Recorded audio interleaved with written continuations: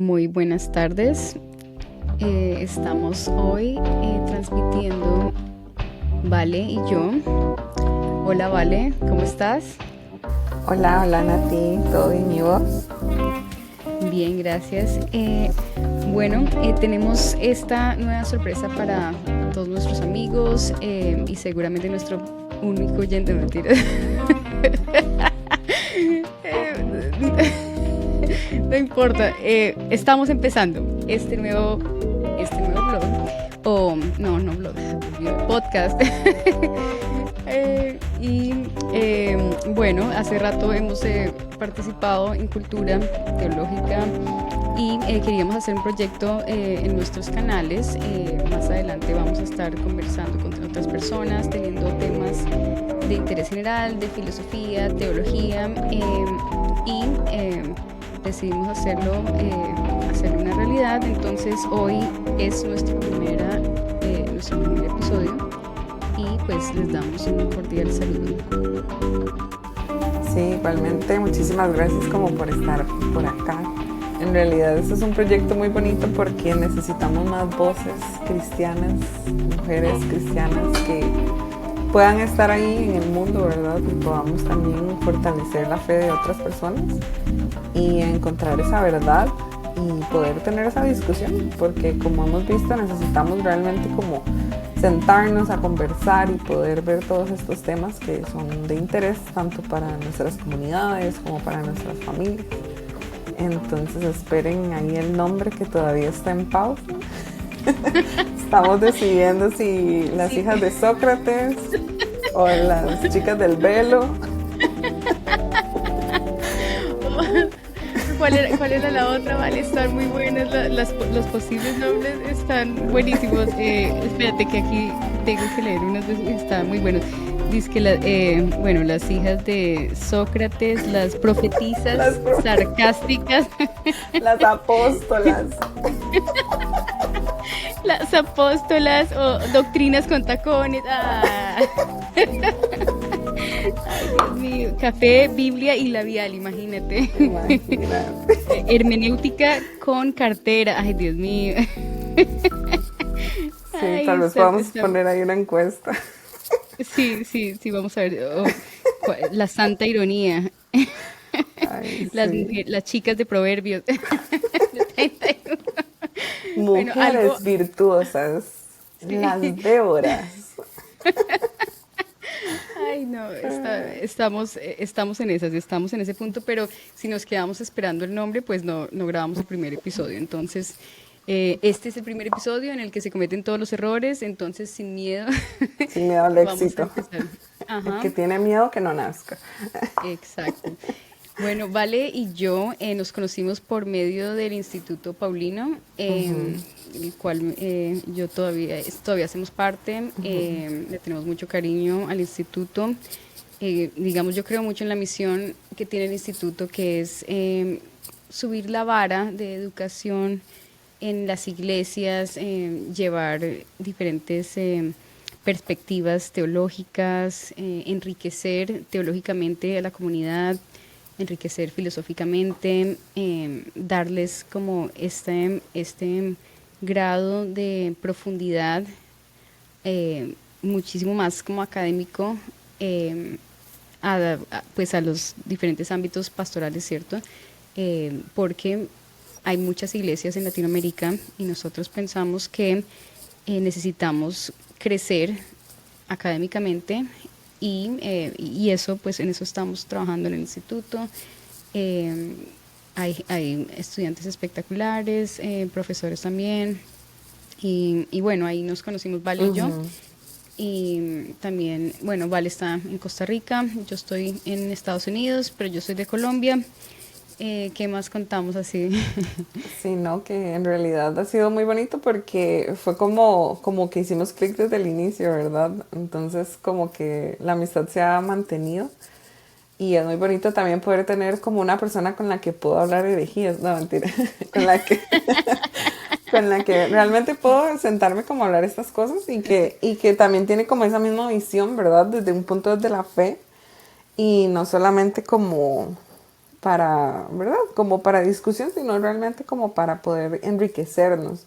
Y también yo comparto esa misma visión del Instituto Paulino, que realmente no es como cualquier seminario, como que me ha gustado mucho que me han enseñado diferentes posturas teológicas y no solamente como la reforma o esta, sino que realmente es como vemos todo un panorama y así podemos ver diferentes ideas, ¿verdad? Entonces no nos enfocamos solamente como en algo en específico, sino que cada quien bajo sus propias convicciones puede decir, bueno, esto y esto, y obviamente bajo una línea ortodoxa, ¿verdad? Pero que da como esa apertura a poder explorar ideas en general. Entonces, si no, aquí seguimos. Sí, sí, nosotros tenemos de todo, calvinistas, arminianos, hasta el cura Toro da clases, no mentira. Pero, bueno, ahora el padre Juan va a dar clases, de hecho, este otro semestre, si no me equivoco. Chévere, Entonces, pero sí, súper pero no el cura chévere. Toro. No el cura Toro. Como que me perdí por un Padre segundo yo. Toro. No, el padre Toro no. Bueno, sí, eso es como un poquito de información de nosotras, básico, así como para que nos vayan conociendo. La idea sí es presentar charlas con alguna profundidad, diferentes temas y sobre todo de pronto sí compartir herejías femeninas, no mentira. Sumisiones. Herejía- Somos sumisas, no tanto. No. Ah, Bueno, de eso vamos a hablar hoy. Hoy, bueno, el tema de hoy, para iniciar, ya que es un tema muy, muy de hoy, la semana pasada, el fin de semana pasada fue el funeral de Charlie Kirk. Sabemos que él fue una persona muy influyente acá en Estados Unidos, entonces vamos a hablar un poquito de esa familia, de la familia Kirk, pero sobre todo vamos a hablar de Erica Kirk y de el discurso que dio Erica en el funeral. sí, realmente, bueno, tal vez mencionar que esta persona, Charlie Kirk, en realidad yo tal vez nunca lo seguí completamente. Sí, tal vez como que conocí un poco de que era una persona, como de hecho hay varias otras personas que van alrededor de Estados Unidos como a hablar con los estudiantes, pero realmente nunca lo seguí al 100%, más que todo en mi caso especial, tal vez porque él tenía mucho speech como nacionalista, como de Estados Unidos, entonces eso es algo con lo que yo realmente como costarricense en mi charquito realmente no tenía interés. A veces escuchaba tal vez algunas conversaciones que él tenía como con esto del discurso trans, y tal vez como ese mismo debate como de igual capitalismo y como toda esta parte de, ¿verdad?, de la derecha estadounidense. Pero sin duda alguna, eso fue un shock completamente porque ver como una persona es disparada y asesinada en un momento en la historia que realmente lo podemos ver casi que live streamed, ¿verdad? O sea, fue completamente en vivo.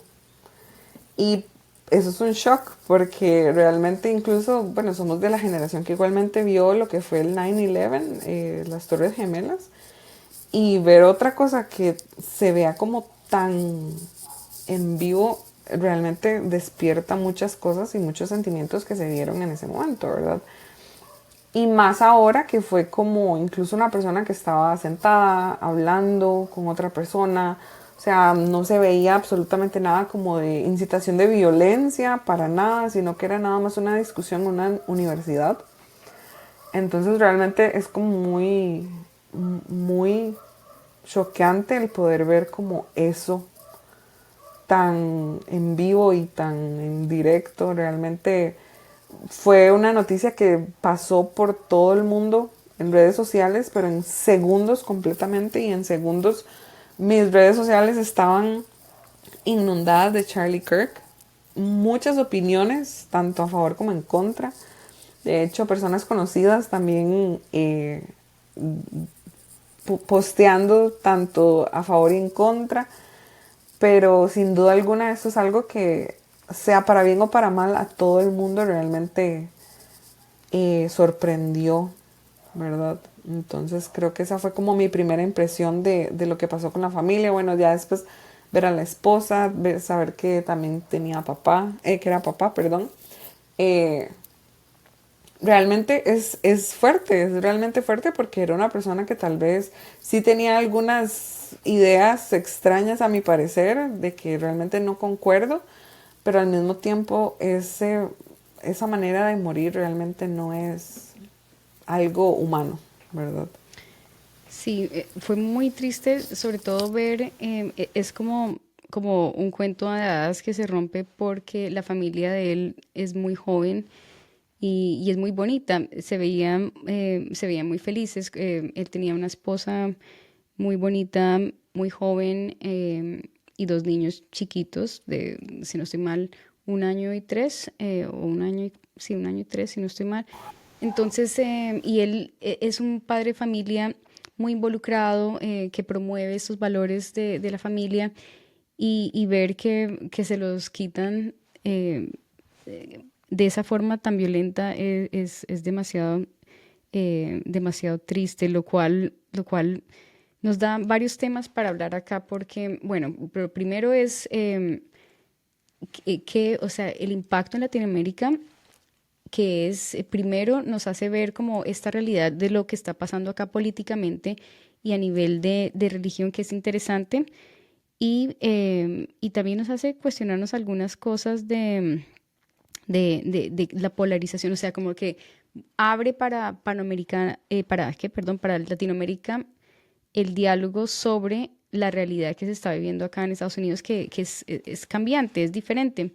Y eso es interesante porque, lo que pasa es que Charlie, por ejemplo, es muy conocido acá entre los pastores y los líderes. Por ejemplo, yo doy clases en un colegio y, el ministerio del currículo de Worldview, que es como, Worldview es, ay, se me perdió la palabra, como la,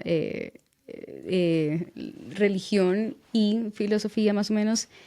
em, y, el currículo, tiene muchas personas que van y hablan, que son conocidos, y él era amigo de todos ellos, amigo del pastor de la iglesia grande que yo voy, o sea, era muy conocido, todo el mundo lo conocía. Y era muy conocido entre el medio religioso. Ahora, la cosa interesante acá es que, bueno, hay diferentes tipos de evangélicos acá en Estados Unidos. La cosa es que los conservadores están muy, entretejidos la religión con el nacionalismo y con este sentimiento patriota, con esta nostalgia de la república que fue fundada con principios cristianos. O sea, eso no se puede arrancar, es como ese es el agregado cultural que tiene ese tipo de cristianismo. Hay otro sector que no es así, que es diferente, es un poco más liberal, porque obviamente hay diferentes cristianismos, pero él pertenecía a este sector que, prevalece en las zonas rurales. En las ciudades, por ejemplo, grandes, no es muy como dominante esta cultura, es más como en las zonas rurales. Y, lo interesante es que, había pasado, o sea, esta es muy tradicional, ese conservaturismo es muy tradicional. Y lo que estaba pasando era que ellos, los conservadores, enviaban sus hijos a, universidades, y en las universidades les quitaban el cristianismo, ¿sí? Eso era esa es la historia típica de acá de Estados Unidos. Y entonces, ¿qué pasa? O sea, Charlie se da cuenta de eso, pero muy joven, o sea, tenía como 18 años, 19, cuando empezó a darse cuenta como de este patrón, de este ciclo. Y también muchas personas se vienen dando cuenta de eso, entonces están como un poco escépticas de las universidades. Las universidades incluso que empiezan siendo evangélicas o católicas, ya son totalmente seculares y son anti religión, y eso pasa también en otros países. eh, Están como siendo centros de reclutamiento y adoctrinamiento woke, ¿sí? Vienen siendo humanistas, ¿cierto? El wokeismo es lo más nuevo, ¿sí? Es como la evolución.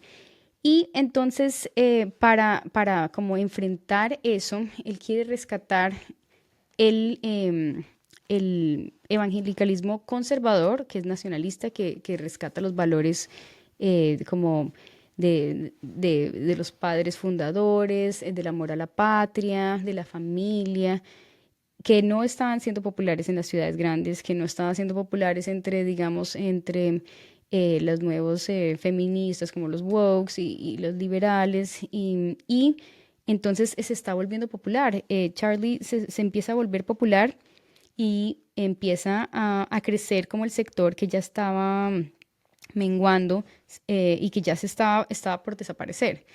Y entonces es muy, acá hay algo parecido como Agustín Laje, ¿cierto? Em, y lo que me he dado cuenta es que es similar, pero Agustín Laje no es cristiano de esa forma. Exacto. Creo que Agustín es un poco, sus ideas como que tienen sentido con las ideas cristianas, creo que es católico, creo que es practicante, pero no es muy involucrado digamos, en mencionar los principios religiosos. En cambio, Charlie Kirk sí, sí, Sí. eso era esa es la diferencia. Él sí es religioso abiertamente, él sí va a llevar a los campus los principios religiosos, él sí va a hablar de Dios en el aborto, o sea, incluso yo, o sea, estas cosas, cuando yo hablo de aborto, digamos, en la facultad de Derecho, lo que sea, en ese ambiente, yo siempre como que lo hacía de forma secular, ¿sí?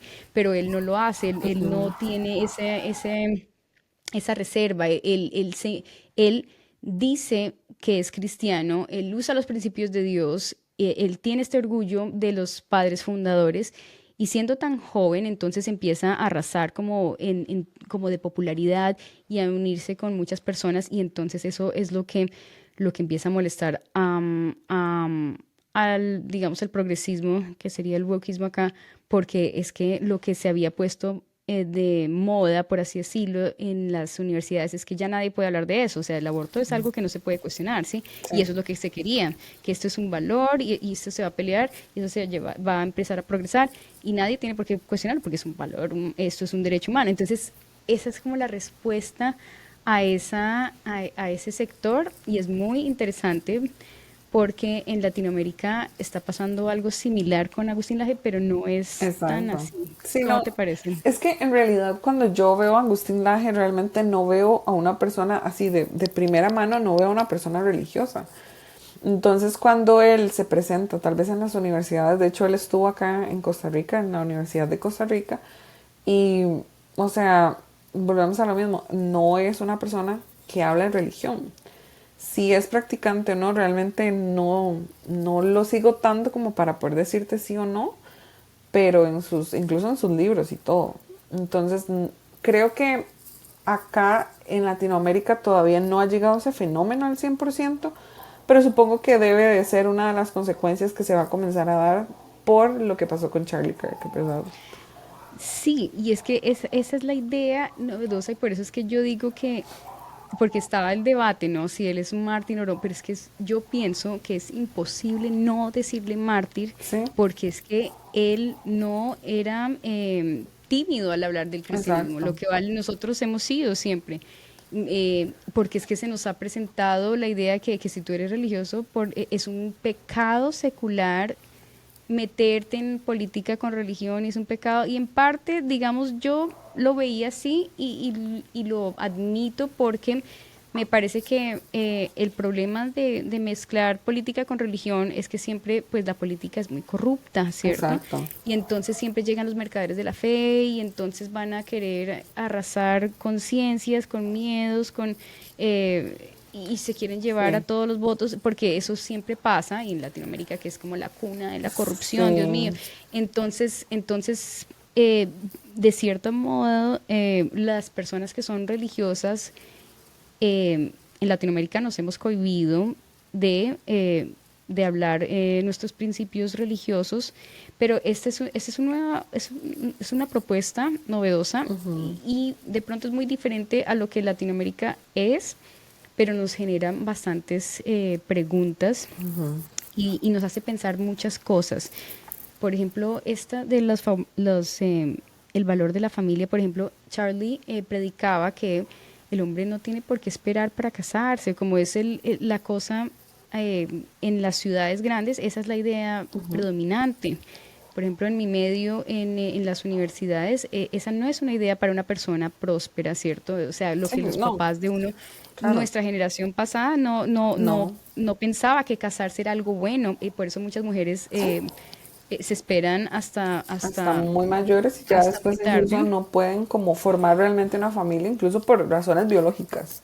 Sí, y esa idea entonces la está cuestionando o la estaba cuestionando Charlie Kirk, ¿cierto? Y, y sí es una idea novedosa, digamos para Latinoamérica es totalmente novedosa, digamos para el ambiente y para el medio bogotano es totalmente novedoso en las universidades. Los padres de nuestra generación, o sea, nos enseñaron que uno tenía que vivir la vida, que tenía que Sacar la enriquecerse primero, que carrera. tenía que sacar la carrera. Eso Ujú. es como ese es el perfil de una persona exitosa de acorde como a la generación de los papás de uno, que serían esos los boomers, creo que son los Sí, boomers, nosotros sí. somos, o los X, no sé, nosotros somos que millennials, Millennial. Yo estoy en el límite de millennial, pero soy millennial. yo creo que sí, listo. Entonces, a los millennials nos educaron con esa visión de que la familia es como un tipo, de cierta forma, lo último que uno tiene que hacer, como un tipo de fracaso, de cierta forma. Sí, como Y ya lo esta, último para retirarse realmente. ajá, Como que el valor que se le ha dado nunca fue como el primordial. Y ver a Charlie más bien hablando de que primero era la familia, en realidad es súper contracultura. Y es bastante interesante porque si vos ves la ola que viene para Latinoamérica con tantas personas evangélicas dentro de Latinoamérica, va a ser como la ola de, ok, volvamos a estos valores, de que más bien la familia, de que igual la religión.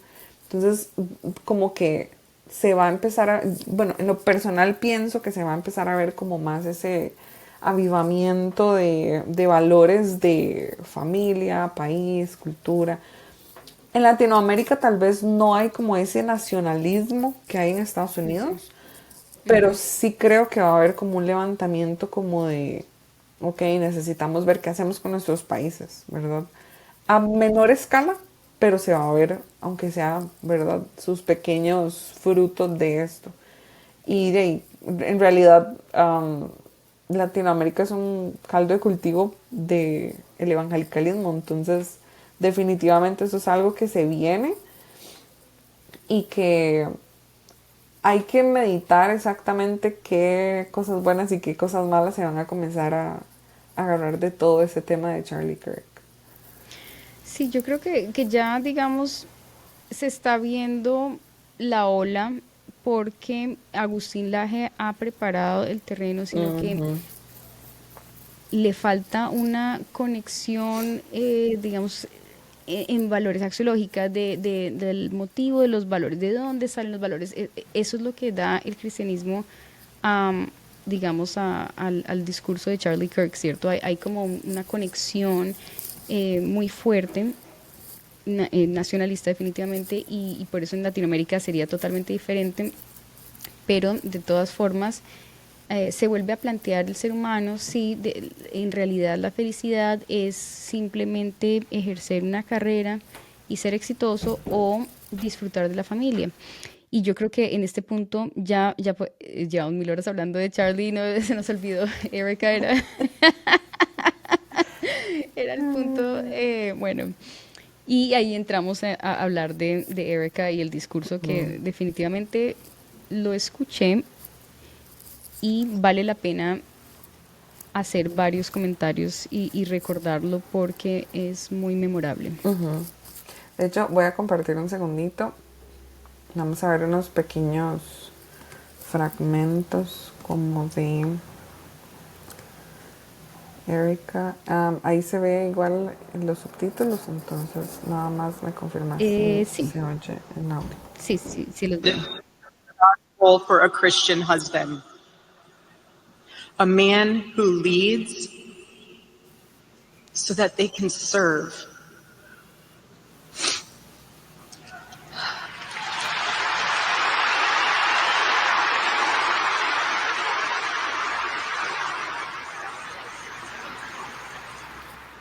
To all the men watching around the world, accept Charlie's challenge and embrace true manhood.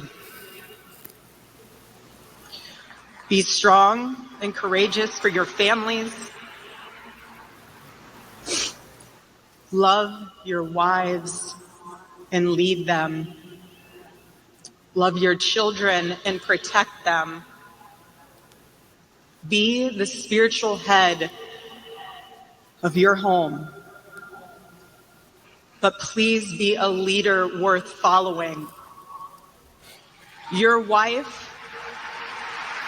Creo que tal vez ahí como para agregar nada más, que en esa parte donde ella comienza a hablar mucho como de la familia y que realmente como que está hablando directamente a los hombres de cómo deben de proteger y amar a sus familias, amar a sus hijos, en realidad me parece también muy acertado, ya como pasándolo a un contexto latinoamericano, porque realmente podemos ver las tasas de padres que también han abandonado a sus hijos, ¿verdad? Entonces el poder también decir como, ok, amen a sus hijos, amen a sus esposas, me parece algo acertado y que es una crítica que podemos realmente recibir, ¿verdad? Porque es algo que vemos en nuestros países latinoamericanos que incluso, ¿verdad? Cuando los padres han querido hacerse responsables, también hay como ese rechazo aparte de las mamás, ¿verdad? De que ya no, porque hay problemas dentro de la pareja, se separa la pareja, entonces bueno, como que hay un distanciamiento en general con la figura paterna y el que ella da de esa crítica y de ese comentario de bueno, a las personas, a los hombres en este caso en específico, amen a sus hijos, protéjanlos, es algo que es un recordatorio que tenemos que tener definitivamente y que es una crítica muy válida. Entonces me parece muy acertado ahí. Sí, y fíjate que ella está predicando y está hablando y no está limitada por eso, por los hombres, así como algunas mujeres que predican sumisión, y ella tiene una visión interesante de sumisión también, porque vi en otro podcast que ella tiene, pero ella está hablando, o sea, el punto es que ella está hablando, ¿cierto? Y ella está predicando y ella está diciendo esto porque la problemática y las crisis de las familias pasan porque también es cierto que la libertad exagerada de una parte de la familia o de, digamos, de los hombres que hubo en algún momento ha traído problemas. Y esas crisis también han afectado las iglesias y las familias porque si no se vive el cristianismo como una ecuación, es decir, donde el hombre y la mujer viven en armonía y en respeto, el liderazgo realmente no va a servir, no puede servir. Y ella ahí lo está diciendo. Entonces, las mujeres que predican sumisión, ella misma, Erica, cree en la sumisión, porque yo la vi en el podcast, yo no sé si tuviste en este podcast que estaba hablando con el esposo, donde están hablando de la sumisión y ella dice, la sumisión es algo lindo, es algo hermoso. Claro, es que cuando es un buen líder. Funciona cuando el hombre está siendo un cristiano. Exacto. Cuando el hombre es un cristiano funciona, pero no funciona como principio que ordena el universo y como principio fundamental del orden con el cual yo me voy a permitir libertades o el otro se va a permitir libertad. O sea, esa ruptura no sirve. Exacto. Y ella lo está diciendo y es verdad. Es verdad, hay muchas crisis que han pasado. Por ejemplo, estuve leyendo sobre la historia de las metodistas acá en Estados Unidos y ellas eran un poco más liberales, eran feministas, pero feministas de la primera hora, no nada que ver con aborteras ni nada de esas cosas. Resulta que una de las luchas y una de las batallas que ellas libraron fue contra el consumo del alcohol. ¿Y por qué esta batalla? Porque yo siempre he sido de la idea liberal que el consumo es menos problema, ¿sí? O sea, que el consumo libre es menos problema. Pero después leer sobre esta batalla, estas mujeres que lucharon porque el alcohol se prohibiera. ¿Y por qué? Pues porque los hombres eran las cabezas de hogar que tenían todo, y cuando los hombres se ponían a tomar, mejor dicho, se acababa el hogar y se acababa todo. Sí. Y muchas mujeres sufrían porque ellas no trabajaban, no podían, y entonces se veían sometidas a todo tipo de violencia, escalaba y pobreza porque el esposo se ponía a tomar. Entonces ellas hicieron cruzadas contra el alcohol. Y entonces nuevamente es que esta ruptura se da porque se rompe el orden, se rompe la ecuación, se rompe lo perfecto, la armonía, y justamente ella por eso está hablando de eso, porque hay razones. Sí, Y entonces no se puede tener una sumisión bruta, ¿cierto? exacto, y es que traigámoslo al presente, o sea, eso todavía sigue, o sea, eso continúa. E incluso, digamos, tal vez podemos ponernos a pensar como, bueno, tal vez en ese tiempo, tal vez las mujeres, bueno, esto habría que double check ahí como la data, pero las mujeres tal vez tienden a tener un menor consumo de alcohol que en los hombres. Y el también ver como más bien ahora es como de los dos, ¿verdad? Como que todos nos volvemos locos y entonces ingerimos alcohol. O sea, realmente hay hogares destruidos. Entonces el que ella recuerde como, ok, no es ser sumisa por ser sumisa, es como que el líder que esté ahí, como la cabeza, que ella dice que de hecho es algo bíblico, la cabeza del hogar, sea alguien que sea realmente digno de seguir, digno de servir a la familia, no a lo, como decís vos, a lo ciego, nada más llegar y decir como, bueno, es que todos tenemos que ser sumisas y el hombre decide y todo hasta callar, porque no es así. Eso es algo que realmente Jesús no desearía para una vida cristiana. Entonces ese recordatorio me parece muy muy acertado, y aquí es donde también ella ya comienza a hablar como a las mujeres. Entonces voy a darle play.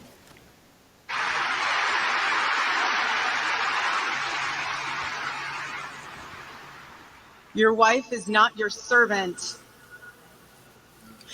Your wife is not your employee. Your wife is not your slave. She is your helper. You are not rivals.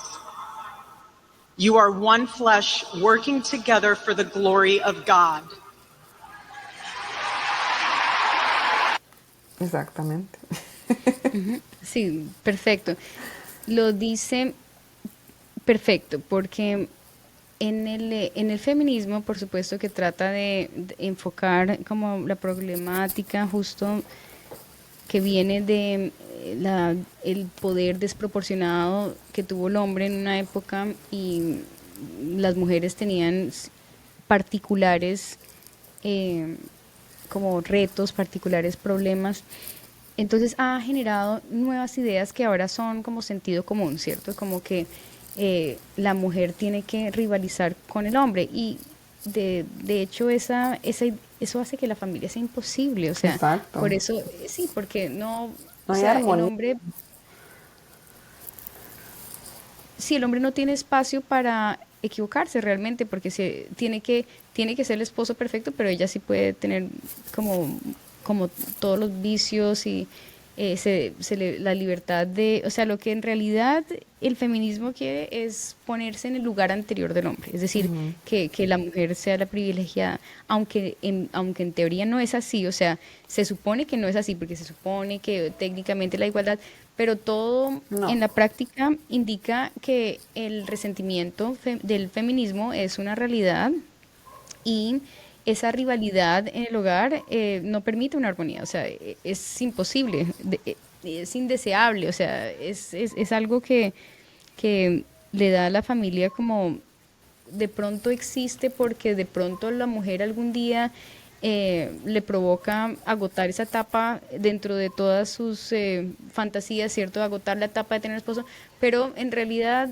no es algo que necesariamente tenga que ser para siempre, y siempre voy a estar luchando, entonces eso no es algo que esté como destinado a funcionar, porque no hay armonía, entonces ahí eh, esa rivalidad es verdad, y eso tenemos que recordarlo también.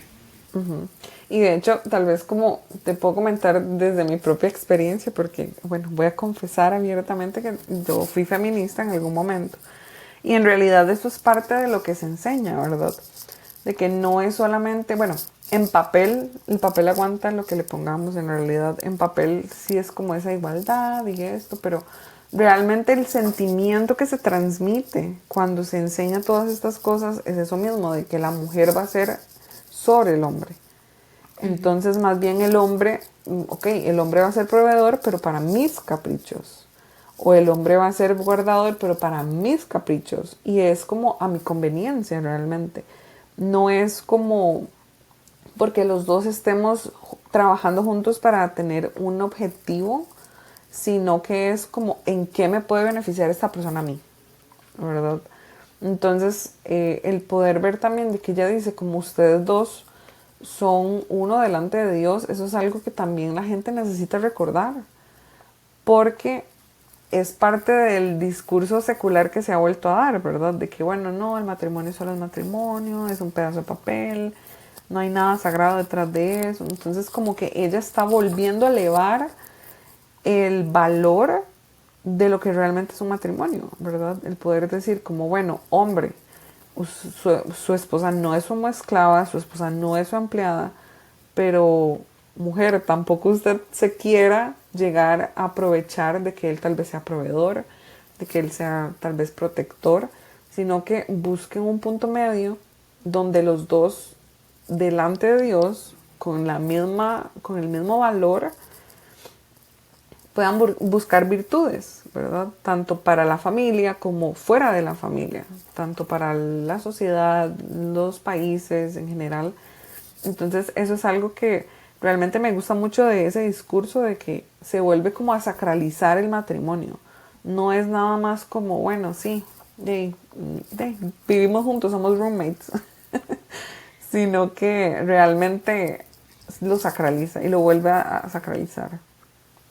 Sí, porque mira que es interesante que esta pareja ha hecho algo muy bonito que es presentar el matrimonio como algo deseable, ¿cierto? Ujú. Algo bonito que se puede vivir así con esa intención de hacerlo bonito, de vivirlo bonito. Ella cuenta y ahí contó que el esposo le mandaba una carta todos los sábados donde le preguntaba cómo Sí. puedo mejorar como esposo, qué te puedo hacer, qué puedo cambiar, cómo te puedo servir, porque el esposo estaba interesado en ella y ese es el principio cristiano de interesarse en el otro, de ver al otro y es que en realidad de eso se trata, pero es que por esa idea de a veces de las iglesias de imponer que la mujer esté sumisa, todo eso hace perder como el otro y hace ponerle el rol por encima del amor y por encima de todo. Y entonces el hombre también se vuelve un tirano, o sea, a veces se proyecta la tiranía masculina en las iglesias porque no se piensa en el otro. Digamos, en esta época donde las mujeres tienen que trabajar, es una tiranía que las mujeres estén cocinando y haciendo todo exclusivamente si ellas trabajan también. O sea, Exacto. entiendo, y Charlie decía mucho que evidentemente el rol de ama de casa es otra de las cosas que nadie desea, ¿cierto?, en esta generación, pero es algo bueno. Sin embargo, muchas veces no se puede tener. Es como, de cierto modo, imposible. Pero entonces, si es imposible, porque los hombres a veces no ven que la mujer está quemada y le imponen cierta... Lo mismo que las mujeres, también a veces que el hombre pague todo y toda la plata... o sea, ese tipo de cosas se solucionan cuando uno ve al otro con amor, con misericordia, con empatía, con cierto, y ve que el otro también, no sé, ayudémonos, o sea, Ujú. pensemos en el otro, Claro. veamos la necesidad o escuchemos, a veces no sabemos, a veces tenemos una inercia de costumbres, de tradiciones, de ideas, de deseos y no hemos pensado en el otro, pero es que eso lo soluciona el diálogo. Ujú. Entonces el diálogo, o a veces uno puede cambiar, uno puede pensar, no, yo quiero esto y no puedo, porque no puedo. Entonces uno habla, ¿no? Uno dice, por eso el diálogo es reconocer al otro y es escuchar y muchas veces uno se equivoca, pero lo deseable es como querer vivir una armonía, querer al otro, o sea, querer, desear querer al otro, desear amar al otro y no verlo como como una parte de cumplir mi sueño, porque a veces es el capricho de casarse, es que uno encuentre una pareja perfecta que tenga la lista y que le cumple a uno, pero, pero es que eso no es, o sea, un diálogo, es un diálogo en una intimidad donde uno comparte espacios muy íntimos. Entonces el diálogo es fundamental. Ujú. No, y de hecho, digamos, si nos ponemos a pensar, en Latinoamérica es casi imposible, realmente es casi imposible que una mujer sea solamente ama de casa. O sea, tiene que ser una familia realmente demasiado adinerada para que realmente la mujer pueda decir, me voy a quedar siendo ama de casa. Sí, es un lujo. Y es un lujo completamente. Entonces traer eso y decir como, ay no, la mujer tiene que ser ama de casa y solamente, yo me pongo a pensar como, no es la realidad para nadie. O sea, tal vez me equivoqué, no para nadie, para demasiadas pocas personas dentro de las sociedades en los países de Latinoamérica.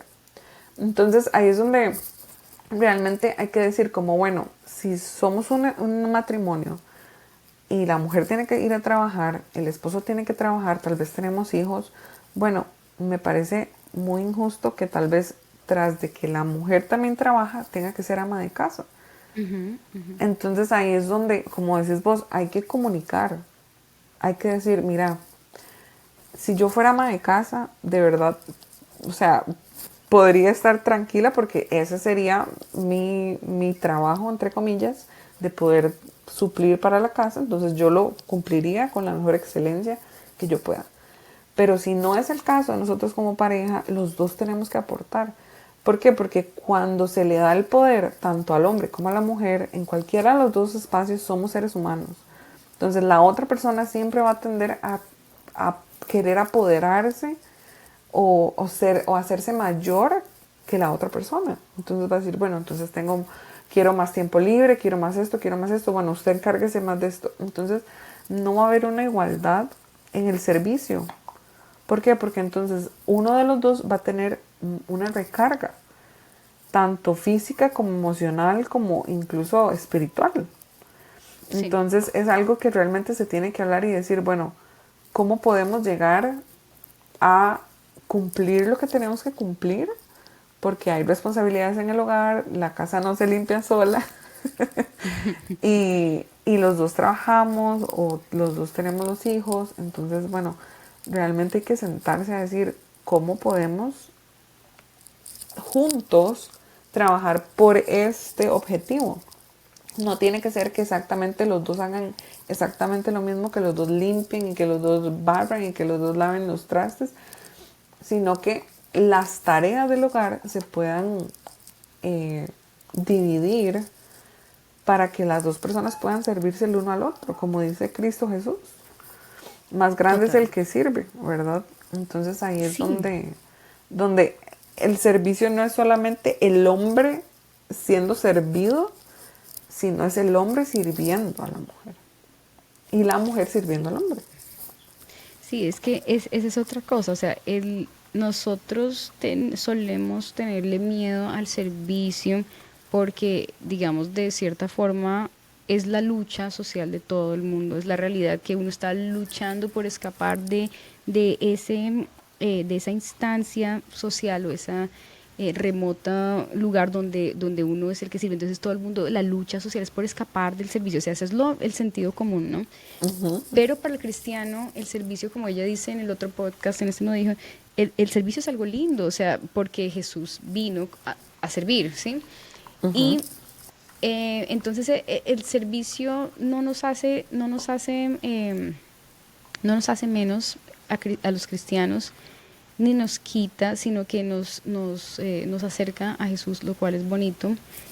Y el problema es, por eso, otra vez, el problema es cuando hay una ruptura de maltrato, todas esas cosas, y venimos de una clase de Nietzsche donde estábamos diciendo, él odiaba justamente esta manera, Sí. y nos hizo cuestionar muchas otras cosas porque, justamente, porque cuando uno empieza a pensar de esta forma, entonces, claro, entonces parece vulnerable. Y de todas maneras hay esa tendencia porque la mujer se hizo muy vulnerable al depender del hombre, y esa es una realidad, y entonces está totalmente esperando que el hombre sea justo, porque si no quiere, no lo es, y ya. Entonces ese es el problema de social que hemos visto con la sumisión y todas esas cosas, pero sí, como para practicarlo y para aplicarlo, digamos, en una familia, eh, no es algo malo, ¿cierto? Es algo bueno. Exactamente. Voy a darle play acá.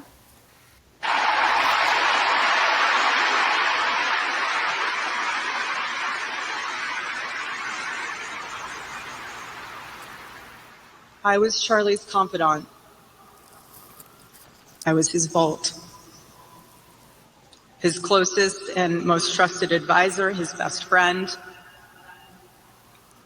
I poured into him and loved him so deeply, empowered him, because his love for me drove me to be a better wife. Every day he honored me, and I prayed that I could be the wife that God needed me to be for my husband. Women, I have a challenge for you too. Be virtuous. Our strength is found in God's design for our role. We are the guardians. We are the encouragers. We are the preservers. Guard your heart. Everything you do flows from it. And if you're a mother, please recognize that is the single most important ministry you have.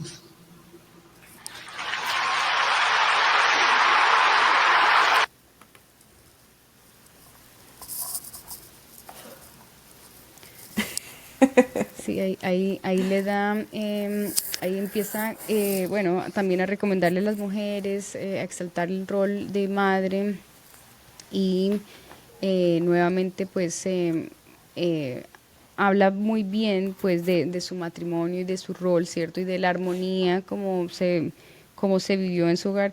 Y yo creo que esto también va a inspirar a muchas personas a desear eso, ¿cierto? A desear vivir en armonía, porque a veces tenemos ideas negativas. Yo creo que yo también viví eso, y en Latinoamérica muchas personas también que ve la ruptura de sus abuelos, ¿cierto? Y a veces no se ven, a veces celebran las bodas de 500 años, agotaron todos los metales de todas las piedras preciosas de bodas, bombas y fiestas, y uno en el fondo sabe que en esa relación no hay armonía, ¿cierto? No hay respeto, que hubo incluso adulterios, que hubo, que hay hijos extramatrimoniales, pero siempre están las bodas de todas las piedras preciosas ahí, y entonces eso, yo creo que más que mis papás, porque la generación de, digamos, de mis papás, es la generación que ya no tolera eso, entonces hay más divorcios y más intolerancia a ese tipo de cosas.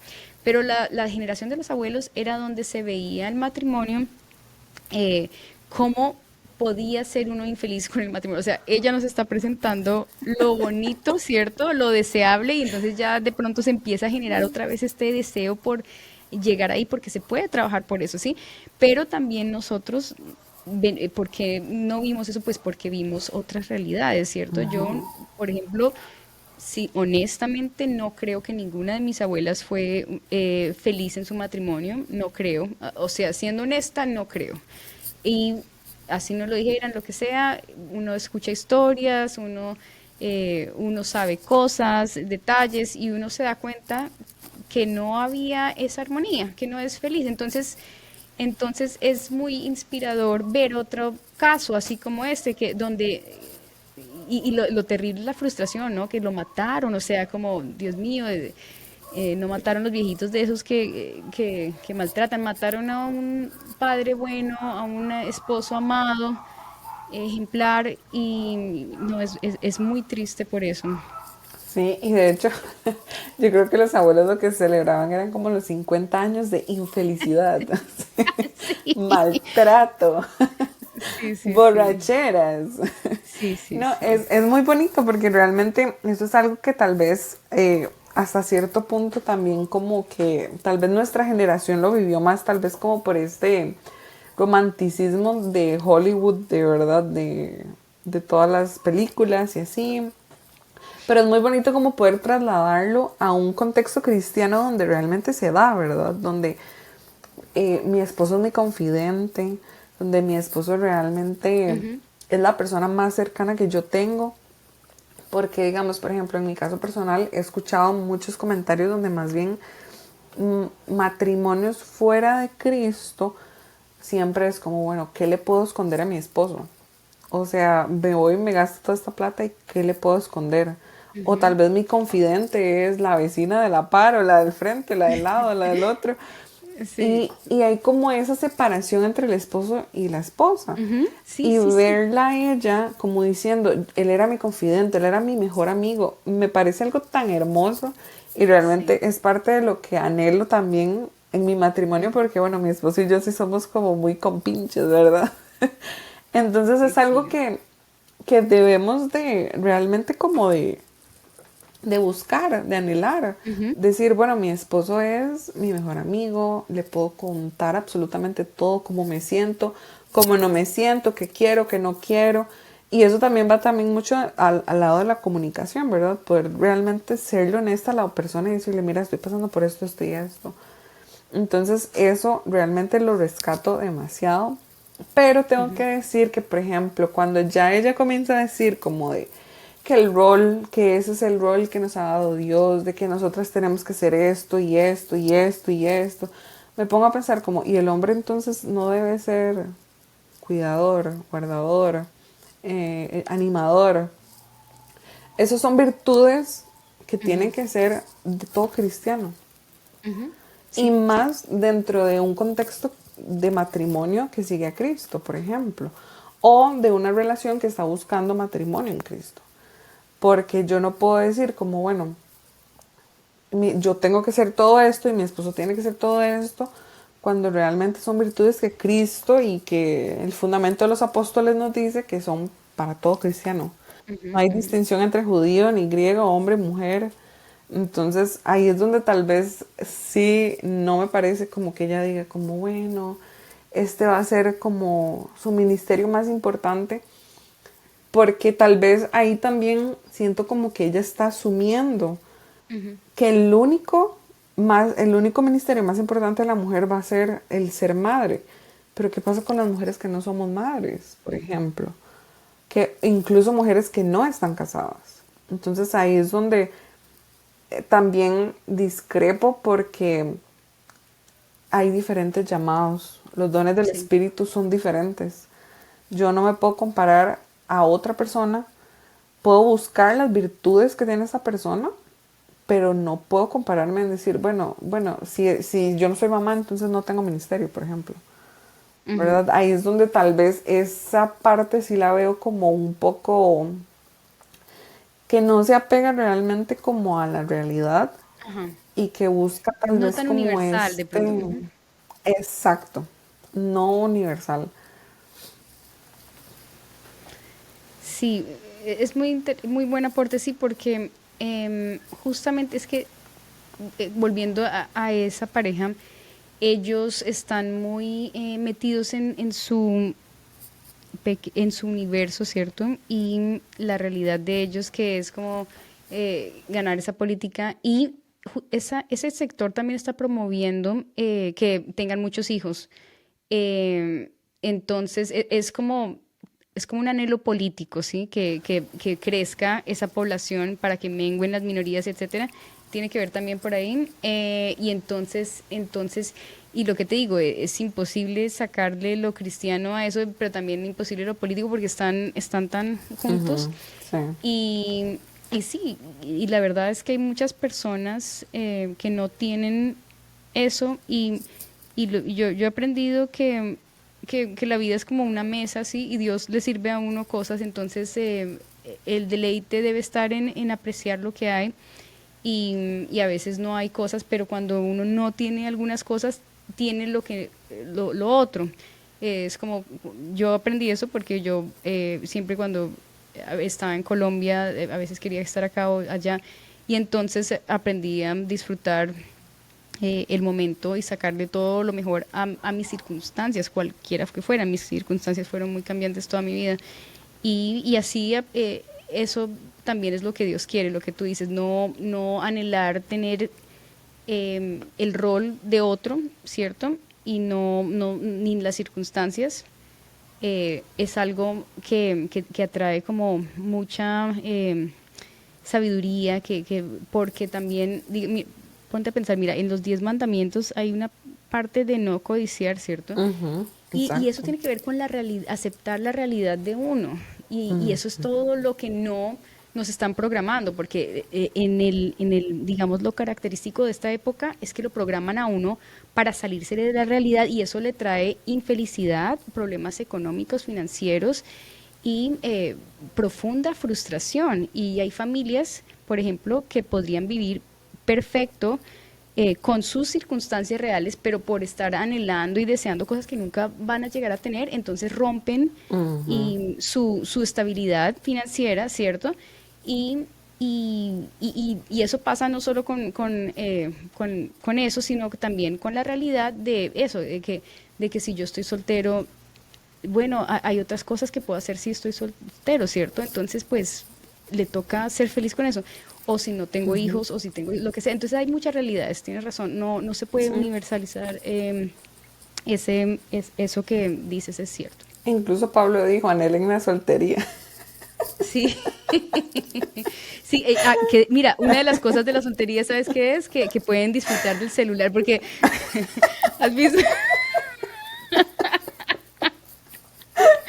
¿has visto de los problemas de pareja por tener es muy chistoso, pero escuché una prédica de una pastora que estaba diciendo que ella para las tentaciones lo que tenía que hacer era le daba control parental al esposo. Y yo digo, sí, imagínate esa vaina. Entonces yo digo, Dios mío, o sea, ¿qué es esto? Sí, sí. Y esas otras las cosas. O sea, los extremos son eso. Es un extremo y el otro extremo es como que no, tú no puedes ni ver mi celular. Sí es cierto que Ajá. tampoco, o sea, es muy chistoso, pero, Sí, o sea, no, no. todos los casos extremos son. Son de verdad, pero sí, en realidad, en general, como esa parte de la mujer y todo, hay que verlo con mucho cuidado. Como decís vos, Sí. como que siento como ese pequeño discurso político detrás Ujú, y como que eso de tener muchos hijos y esto y el otro, tal vez es como donde hay que ver las realidades de las familias y las economías latinoamericanas, ujú, ¿verdad? De que yo no puedo decir como, uy, sí, es que tal vez todo en Estados Unidos, que son familias de 8 hijos, uy, voy a ujú, hacer exactamente lo mismo. O sea, ujú. si la familia puede realmente hacerlo y es su deseo, bueno, eso ya es algo de discusión dentro de su matrimonio, pero no lo universalicemos y decir como todas las familias cristianas tienen que tener tantos hijos, porque Ajá, no, ¿verdad? Eso es sí, algo que se debe sí, también. conversar y que si Ajá, una pareja por A o por B, bueno, no tienen hijos, eso es también parte de aceptación en ajá, su matrimonio. sí. Porque si es un matrimonio en Cristo, bueno, ellos bajo la cobertura de Dios están tomando esa decisión. Ah, como tal vez otro no, pero ahí es donde hay que ver, reitero, los dones del Espíritu, ¿verdad? Ajá. Cómo el Espíritu Santo está trabajando en ciertas personas, en ciertos casos, porque no se puede hacer universal de las influencias de otra persona. Entonces hay como Ajá, que razonar y decir, bueno, esto lo puedo traer a mi contexto, no lo puedo traer, ok, sí, sí, no, ok. ujú, Siempre en matrimonio, ¿verdad? Pero sí. sí. Y bueno, la otra parte que teníamos preparada era la parte de donde... Disfrute el celular ahora que no imaginen que quién sabe qué contenido. No, no, no es contenido malo, sino que uno siempre está ahí pegado y el esposo siempre quiere Y ver. uno está así, Sí, sí, sí, y lo ignora, entonces pues, los solteros pueden estar ahí. están así. Qué risa. Vamos a ver qué dice nuestra amiguis Erika. He wanted to save young men, just like the one who took his life.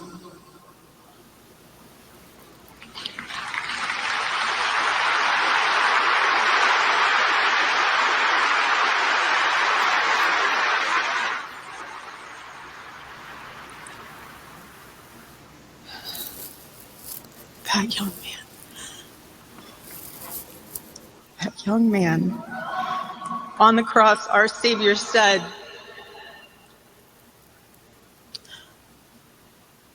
"Father, forgive them, for they not know what they do." That man, that young man, I forgive him.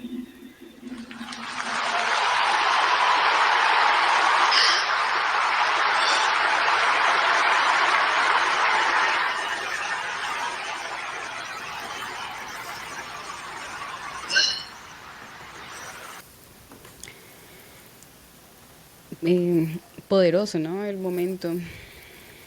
Sí. Conmovedor totalmente. Es bastante difícil.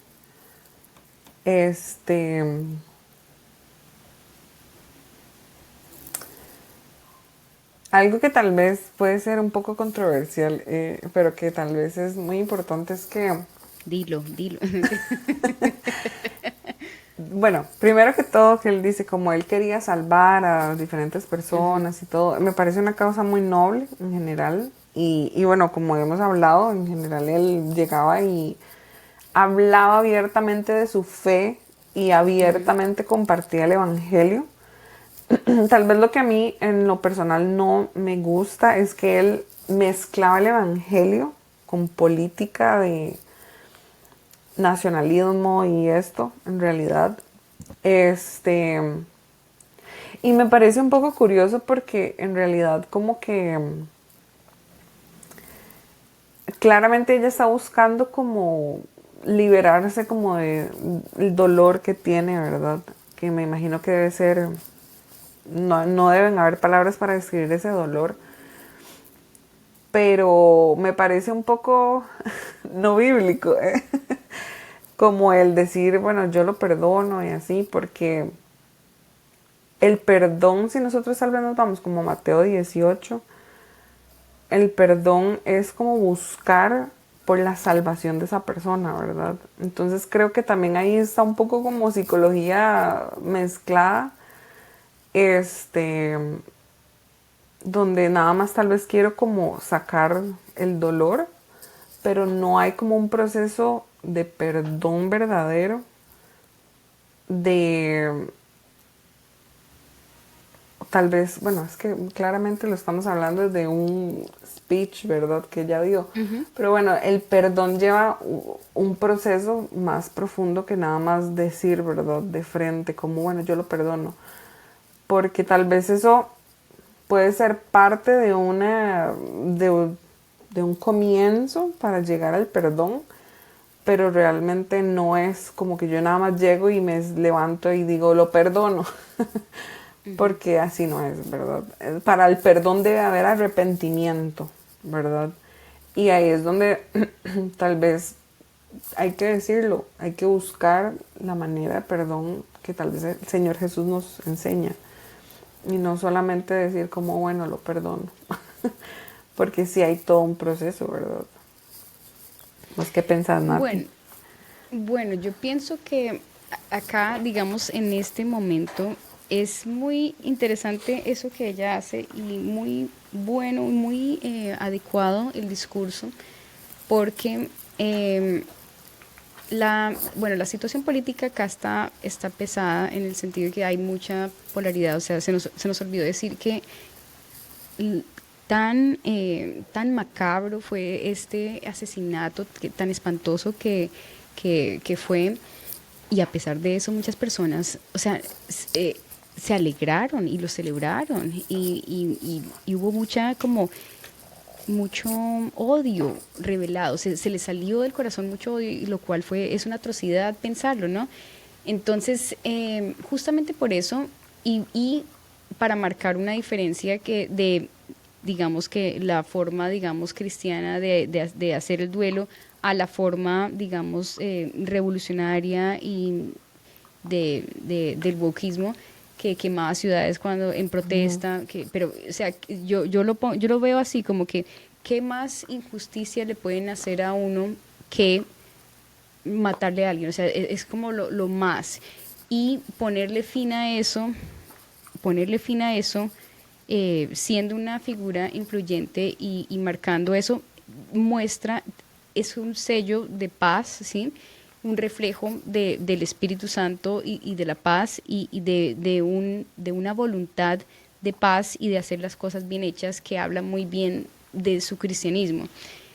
Yo entiendo que sí, que hay diferentes formas de perdón y digamos que me parece muy admirable el discurso justamente por este es como el hito, ¿cierto? Y la controversia del perdón de ella.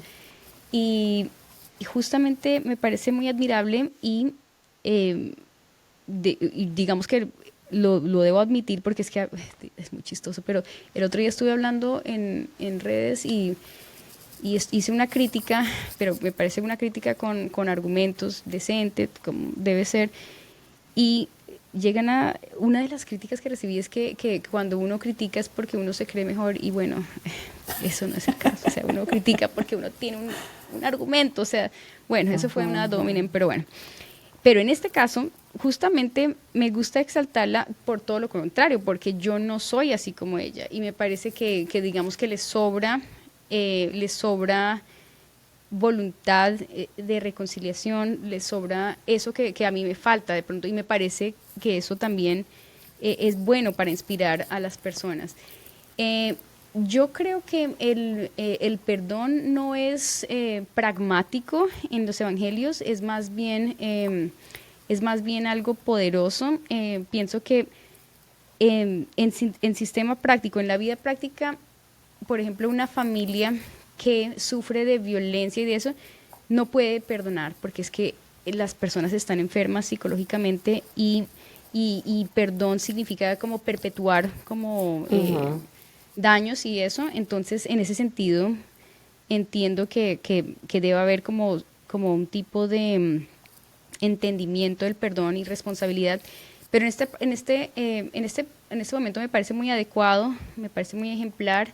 Y también pienso que hay bastante libertad y también un llamado a ese tipo de perdón sin poder pedir a cambio. Entonces, digamos, voy a pensar así como rápidamente las partes donde Jesús perdonó. Por ejemplo, una de las partes es cuando en la parábola, eso es una parábola, donde le perdona, hay una persona que le pide a un Señor poderoso que le perdone y él lo perdona, pero después lo pilla que le está cobrando bien feo a otro que hace, y entonces lo reprende. Entonces, bueno, ahí podemos ver que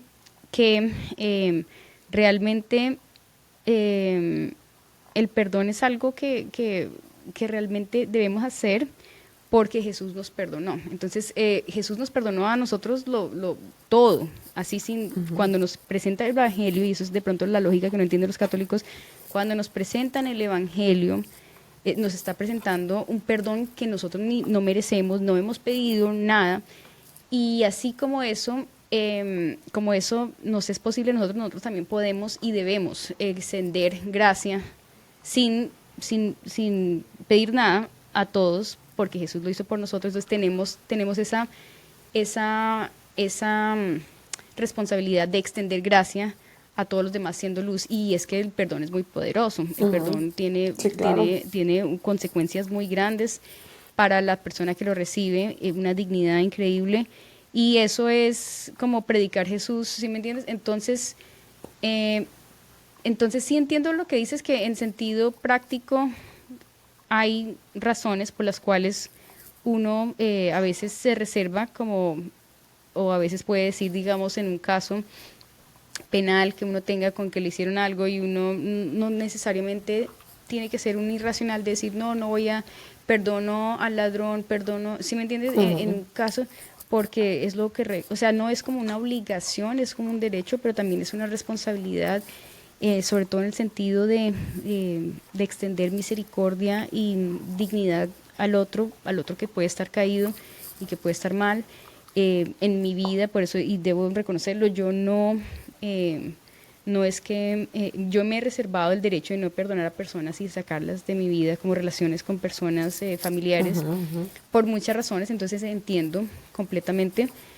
Pero sobre todo pienso que es porque las relaciones con familiares a veces son muy, eh, son, son algo que pueden ser muy tóxicas, ¿sí? Sí.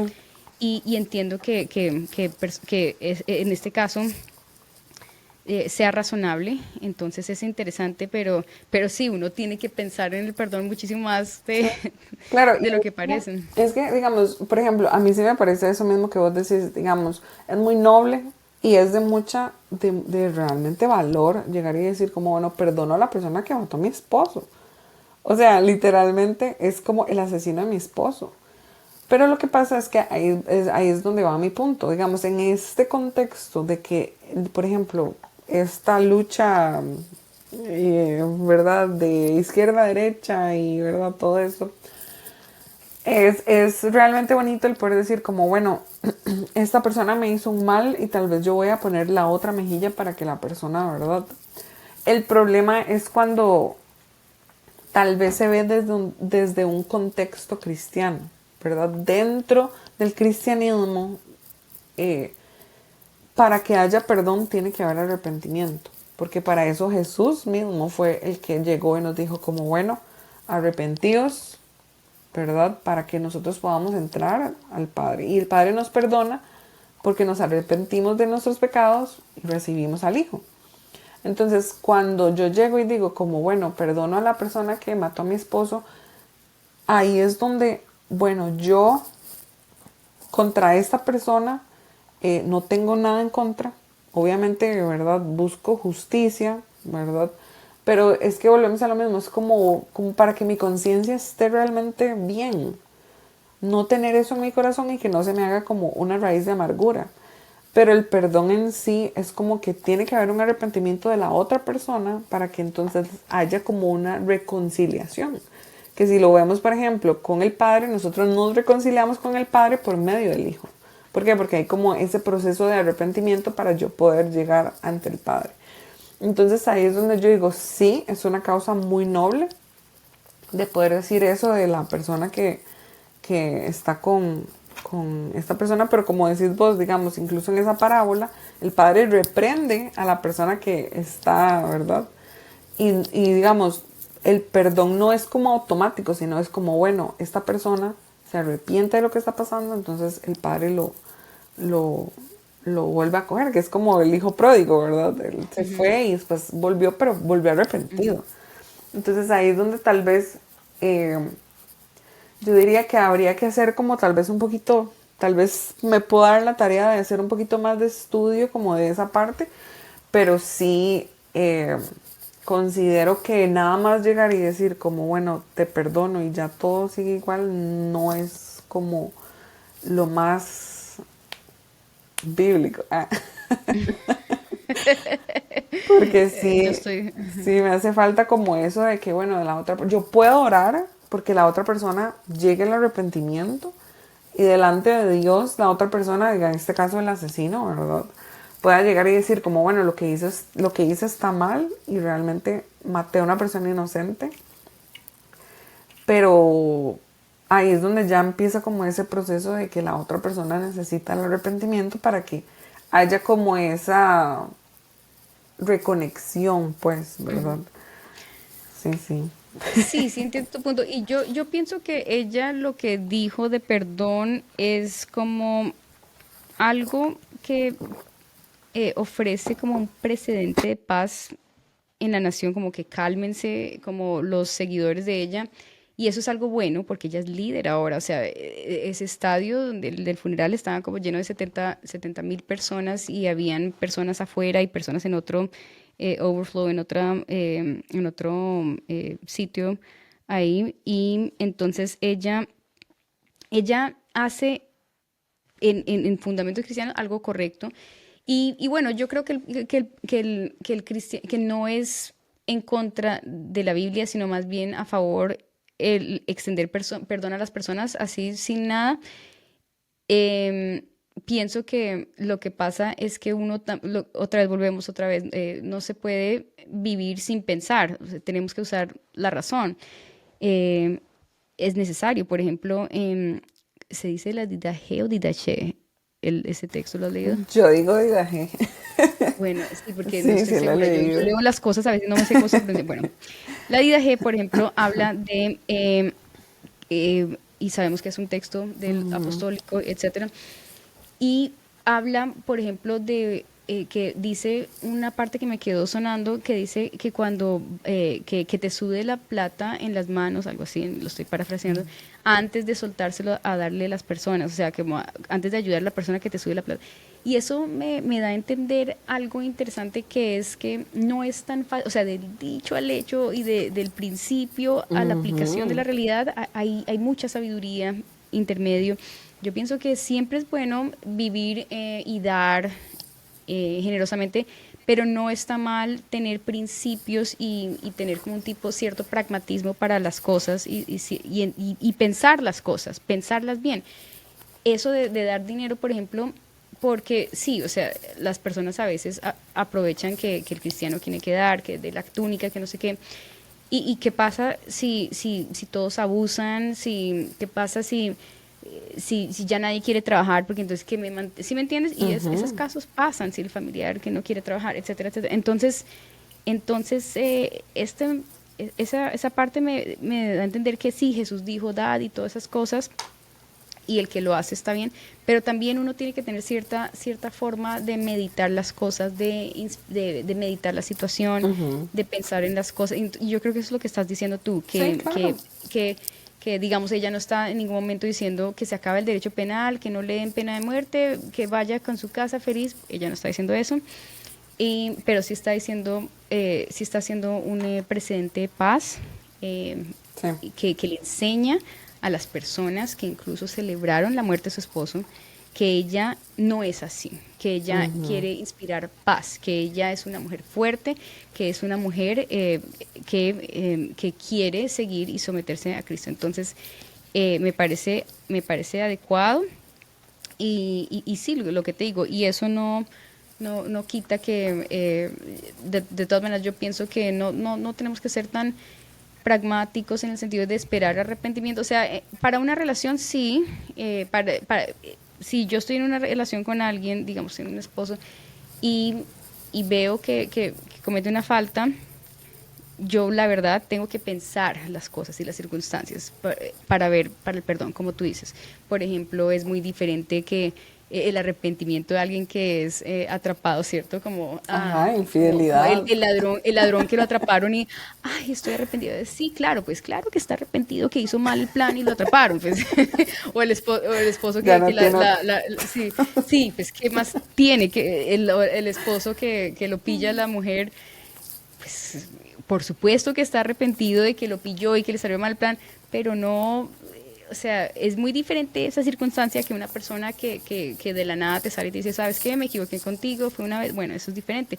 O el caso de una, yo he visto casos de que llega, la mujer descubre una infidelidad y la iglesia se le viene encima y la obliga a perdonar, que porque y encima ella tiene que guardar silencio, y encima otra vez si le pasa otra vez entonces ahí las personas tienen que pensar y usar sabiduría para cada caso, porque lo que tú dices, o sea, en ese caso sí, o sea, ¿cómo se puede perpetuar como un maltrato? Y además, digamos, las consecuencias de una pareja infiel también implican como claro. que contaminar el cuerpo. O sea, yo he visto casos que las personas infieles también pueden transmitir enfermedades a la pareja inocente. O sea, hay muchas cosas. Entonces, es responsabilidad pensar las cosas, ¿cierto? Y entiendo lo que tú dices respecto a una relación, que uno tiene que tener como cierto pragmatismo para eso. Y es que el perdón no quita que vayan a haber consecuencias, porque tal vez eso es lo que a veces también la gente piensa, ¿verdad? De que yo perdono a esta persona, pero entonces ya esa persona es impune y ya no ya, intocable, cuando no. Más bien es como, bueno, esta persona está bien, merece el perdón, todos somos pecadores, todos merecemos el perdón, estamos de acuerdo, pero hay responsabilidades que se tienen que asumir. Y no es nada más como que, ay, vuelvo así y pégueme otra vez, ¿verdad? Sino como, ok, pensémoslo, meditémoslo, las circunstancias y que tal vez el yo perdono no sean como palabras mágicas, sino que realmente sea como desde una meditación y ver también el ejemplo de Jesús, ¿verdad? Pero sí. Excelente. Me ha encantado charlar contigo como siempre, ¿vale? Sí. Hoy nos salió súper bien todo el videíto, tuvimos subtítulos, estuvimos en todas.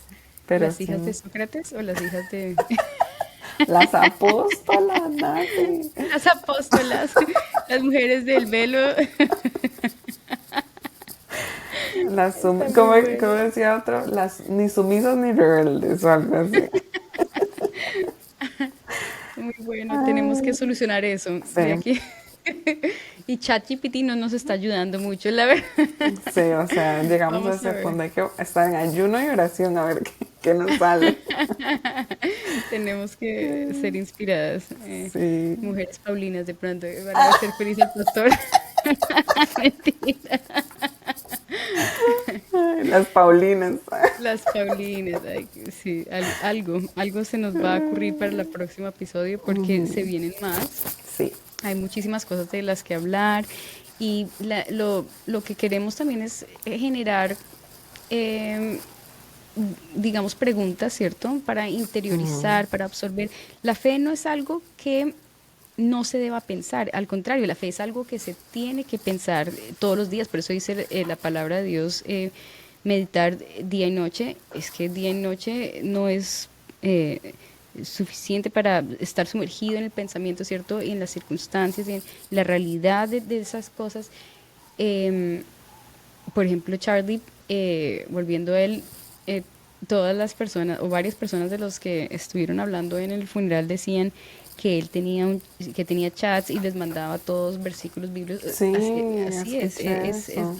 las cosas se tienen que meditar y también partiendo de principios bíblicos y partiendo de la teología y la filosofía podemos sacar ideas para generar, para compartir, para sacarle jugo a las circunstancias y Ujú, que tengamos charlas que inspiren para bien, ¿cierto? sí. Y también me gustaría tal vez nada más como leer esta frase que de hecho que estuvimos cuando vimos lo de Hegel, que dice, por ello los teólogos han podido, partiendo desde la escritura, demostrar exegéticamente las opiniones más supuestas. Y si la Sagrada Escritura se ha convertido en una nariz de seda, todas las herejías tienen en común con la Iglesia apelar a la Sagrada Escritura. Entonces me parece súper bien como Herejía para cerrar. yo. En la No, Sagrada buenísimo. Escritura, ¿no? Sí, Pero sí. interesante. Ese es de la teología de Hegel. Está bueno para leerlo, ¿no? Todo. Ujú, muy, muy bueno. Eh, sí, la pasamos bien en el curso de filosofía, Sí, ¿no? estuvo bueno, la verdad sí me gustó mucho. Qué chévere. Sí, también hay que invitar a los que nos oigan que se inscriban en el Instituto Sí, Paulino también y que se reten intelectualmente eh, y que sí, y que no, no se tomen a la ligera ninguna idea, ¿cierto? hay que estudiar mucho, mucho. Y eso es algo de aquí hasta que venga el Señor Jesús. Pero sí, Nati, un gusto. Vale, lo mismo, me encanta verte. Estaremos charlando del título y esas cosas y todos los Sí. detalles. Probablemente lo vamos a compartir en tu canal, en mi canal, y quiero ponerlo en Spotify. De pronto tú tendrás tu canal de Spotify, tus redes. Entonces, para ir haciendo cosas así en común y también bueno, se vienen varios proyectos y varios temas que podemos hacer juntos de pronto estudios, o, club de lectura, lo que sea. Sí. A ver qué nos sale, ¿vale? Se nos abre todo un horizonte y bueno, de la mano de Dios, sin ser sumisas ni rebeldes. Bye.